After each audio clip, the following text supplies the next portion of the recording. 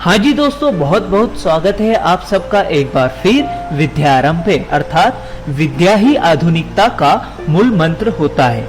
चलिए दोस्तों, हम विद्या के द्वारा इस नए सब्जेक्ट को समझने का प्रयास करते हैं। इस नया सब्जेक्ट का नाम आपको स्क्रीन पे दिख रहा है, जिसका नाम है इलेक्ट्रिक मशीन फर्स्ट। थोड़ा इंटरेस्ट लेके पढ़ेंगे दोस्तों तो बहुत मजा आने वाला है इस सब्जेक्ट में, क्योंकि ये सब्जेक्ट इंटरेस्टिंग सब्जेक्ट है। इस सब्जेक्ट को हमारे इस कोर्स में रखने का क्या कारण है वो देख लेते हैं। क्योंकि ये जो इलेक्ट्रिक मशीन है ये कंस्टिट्यूट करती है लार्जेस्ट नंबर ऑफ इक्विपमेंट। जितनी भी इलेक्ट्रिक मशीन है, चाहे first, second, third, fourth, fifth, 5, 6, 7, 8 है, एक्सेट्रा एक्सेट्रा एक्सेट्रा, जितनी भी इलेक्ट्रिकल मशीन है उनमें कहीं ना कहीं largest number of equipments use हुए होते हैं जो कि कंज्यूम करते हैं इलेक्ट्रिक पावर को। ठीक है, क्योंकि क्या होता है कि मान लीजिए कोई बाय डिफॉल्ट कोई डिफॉल्ट आ जाता है हमारी इन सभी इलेक्ट्रिकल मशीन्स में, मान लीजिए, तो कौन डील करेगा? हम ही तो डील करेंगे, तभी तो हम ये पढ़ रहे हैं। तो दोस्तों समझ में आया क्या कारण है? कारण यही तो है कि अगर मान लीजिए हमने मशीन तो बना दी, पर अगर कोई गड़बड़ी हो गई तो उसको सुधारेगा कौन? अगर जब तक बेसिक पता नहीं होगा कि उस मशीन में क्या है ऐसा लगा जिसमें खराबी आ सकती है, और देखते से आदमी कैसे पहचानेगा कि हाँ ये तो कम्यूटेटर है यार, ये कम्यूटेटर खराब हो गया इसका, या तो शाफ्ट है, शाफ्ट टूट गई है, ठीक है, अरे रोटर है, रोटर में से तो वाइंडिंग जल गई है। ये जो मैं अभी तक नाम लिए ये शायद आपके सर के ऊपर से होंगे, लेकिन तब तक आप जानोगे नहीं, तो तब तक आप मशीन सुधारोगे कैसे? तो जो हम टेक्नीशियन हम पढ़ने जा रहे हैं, टेक्निकल कोर्स है ना, तो हम क्या हो गए? उस टेक्निकल कोर्स के टेक्नीशियन। ठीक, उसको पढ़ने के बाद टेक्नीशियन हो गए। तो हमें इस सब्जेक्ट में एक्सपर्ट बनना है, ठीक है, फैमिलियर बनना है। ठीक, this subject includes the part, their materials, working principle, performance characteristics of electric machine in common use. ठीक है, बहुत सिंपल है सब्जेक्ट, बहुत ही सिंपल है दोस्तों, बहुत ही ज्यादा मजा आएगा आपको, आप मानोगे नहीं। देखिए हमें इस सब्जेक्ट में क्या पढ़ना है इलेक्ट्रिकल मशीन फर्स्ट में।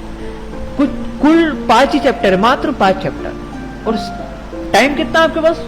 5 मंथ। कितना टाइम वैसे बहुत कम है, लेकिन दोस्तों अभी से स्टार्ट करोगे तो फटाफट से यूं हो जाना है चैप्टर। कैसे? यूं यूं यूं। ठीक, तो देखिए, एनर्जी कन्वर्जन प्रिंसिपल, फिर दूसरा है डीसी जनरेटर, तीसरा है डीसी मोटर, चौथा है सिंगल फेज ट्रांसफॉर्मर, पांचवा है 3 फेज ट्रांसफॉर्मर। ठीक, अब आगे चलते हैं कंटेंट को लेके। कंटेंट में पहला चैप्टर जो है वो है एनर्जी कन्वर्जन प्रिंसिपल। तो जो इसमें क्या पढ़ना है? Law of conversion of energy, conservation of energy, law of conservation of energy, electro mechanical energy conversion, classification of machines. इतना सही तो पढ़ना है पहले चैप्टर में। DC generators, principle construction, armature winding, type of winding, EMF equation, armature reaction and commutation, interpoles and compensating winding, types of generators, characteristics and applications, losses and efficiency और simple numericals. फिर DC motors में principle, production of back EMF, torque equation, classification, characteristics of DC motors, starters, speed control, losses and efficiency, application of motors, brake test, submarine brake test, Swinburne test, simple numericals. ठीक है, fourth है chapter single phase transformer में principle, construction, classification, EMF equation, turn ratio, name plate rating, phasor diagram, no load and on load equivalent circuit, voltage regulation, polarity ratio, open and short circuit test, losses and efficiency, condition of maximum efficiency, तो all day efficiency and it's numerical, auto transformer, parallel operation of single phase transformer. ये हमें single phase transformer में ही पढ़ना है। ठीक, अब 3 phase जब transformer आएगा तो connection, group, Scott and open delta connection, comparison of 3 phase transformer with bank of 3 single phase transformer, parallel operation. ठीक है, ये हमें कंप्लीट करना है। अब देखिए एक्सपेरिमेंट लिस्ट जो है इलेक्ट्रिकल मशीन फर्स्ट की, वो क्या है? स्टडी ऑफ डीसी मशीन के केवल पार्ट्स पढ़ने हैं, speed control of DC motor, armature and field control method to perform Swinburne test of DC motor, study of transformer part, सिर्फ स्टडी ऑफ ट्रांसफार्मर, मतलब उसके पार्ट्स के, सिंगल हो या थ्री फेस हो, मतलब सिंगल फेस वाले के भी स्टडी करनी है और थ्री फेस वाले के भी पार्ट्स की स्टडीज करनी है, ठीक है, पूरे सब्जेक्ट की नहीं।